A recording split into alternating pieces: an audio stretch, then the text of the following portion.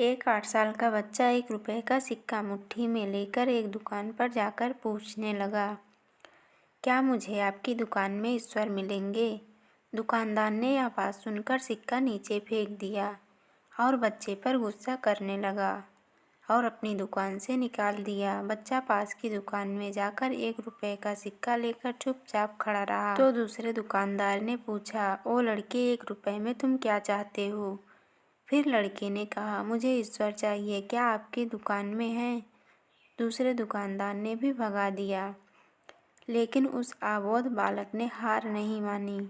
एक दुकान से दूसरी दुकान से तीसरी दुकान, ऐसा करते करते कुल 40 दुकानों के चक्कर काटने के बाद एक बूढ़े दुकानदार के पास पहुंचा।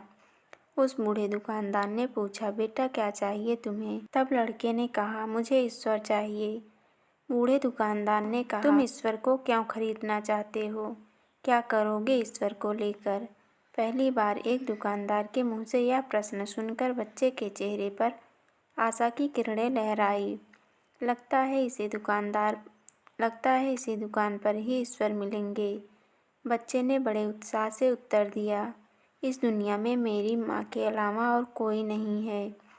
मेरी माँ दिन भर काम करके मेरे लिए खाना लाती है। मेरी माँ अब अस्पताल में है, वह बहुत बीमार है। अगर मेरी माँ मर गई तो मुझे कौन खाना खिलाएगा? डॉक्टर ने कहा है अब सिर्फ ईश्वर ही तुम्हारी माँ को बचा सकते हैं। क्या आपकी दुकान में ईश्वर मिलेंगे? तो बूढ़े दुकानदार ने कहा, हाँ मिलेंगे। कितने पैसे हैं तुम्हारे पास? बच्चे ने कहा, सिर्फ 1 रुपया। कोई दिक्कत नहीं है, 1 रुपए में ही ईश्वर मिल सकते हैं। दुकानदार ने बच्चे के हाथ से 1 रुपए लेकर उसने पाया कि 1 रुपए में 1 गिलास पानी के अलावा बेचने के लिए और कुछ भी नहीं है। इसीलिए उस बच्चे को फिल्टर से 1 गिलास पानी भरकर दिया और कहा, यह पानी पिलाने से ही तुम्हारी माँ ठीक हो जाएगी। अगले दिन कुछ मेडिकल स्पेशलिस्ट उस अस्पताल में गए। बच्चे की माँ का ऑपरेशन हुआ और बहुत ही जल्दी वह स्वस्थ हो गई। डिस्चार्ज के कागज़ पर अस्पताल का बिल देखकर उस महिला के होश उड़ गए।